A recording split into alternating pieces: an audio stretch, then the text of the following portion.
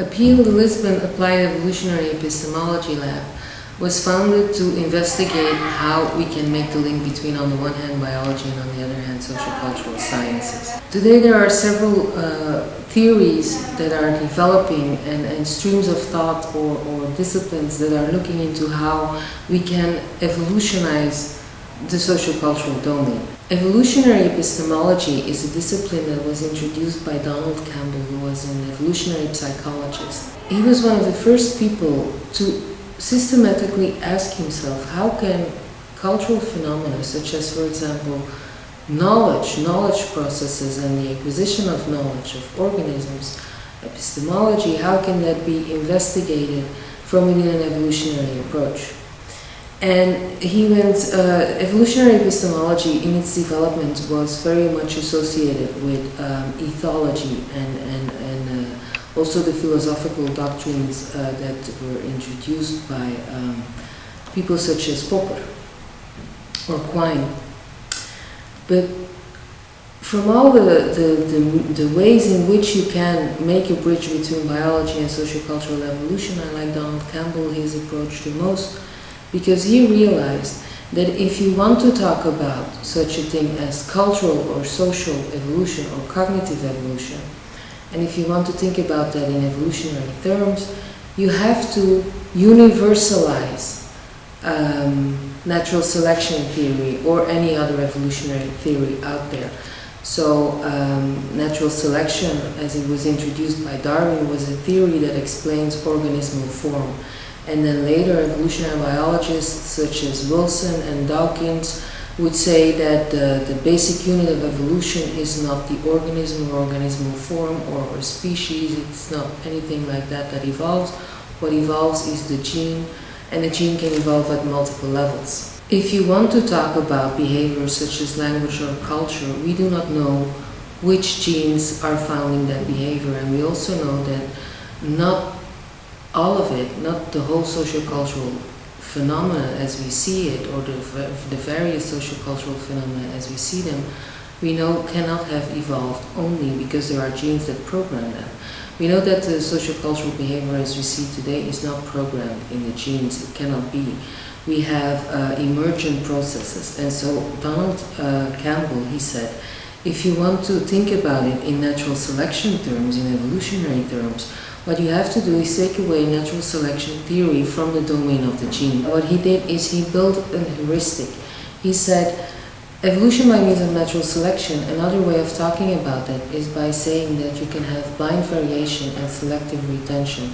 So as soon as you have something that varies blindly and that is selectively retained, you can say that that's something evolved by means of natural selection. And that does not necessarily have to be a gene or organism. It can also, for example, be thinking or different aspects of cultural evolution, such as language or creative thought or a theory or something. So in that regard, he built this universal heuristic. Now, afterwards, a lot of people have been thinking about what the logical skeleton or the universal heuristic is. And this approach has been extremely successful. Eventually in philosophy of biology, people would also introduce, and also in evolutionary biology, people would talk about the units and levels of selection debate. They would ask questions such as, are there other entities beyond the gene that evolve? And so they would think about what the nature of such entities would be. Are they replicators? Do you have to have something that has copying fidelity or longevity, for example, such as a gene has? Are there perhaps memes? Are there cultural replicators? Things like that. So people would start to systematically analyze what a unit of natural selection could be. And this eventually gave way to schools of thought that we today call universal Darwinism or universal selectionism. And this has been a very fruitful endeavor. We have been able to selectionize aspects of sociocultural phenomena.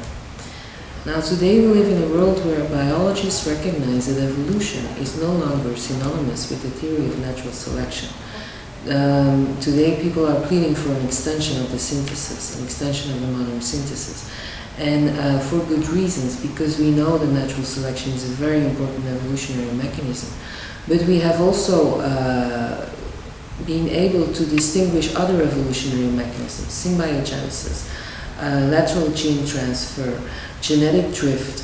We know that evolution can proceed at the level of the genes, but we also know that there is a macro level that we need to take into account. We also know that non-biological phenomena such as the physical environment, even climate change, can influence the fate an organism or a species undergoes. It can relate to species extinction, it can provide bottlenecks, it can provide speciation.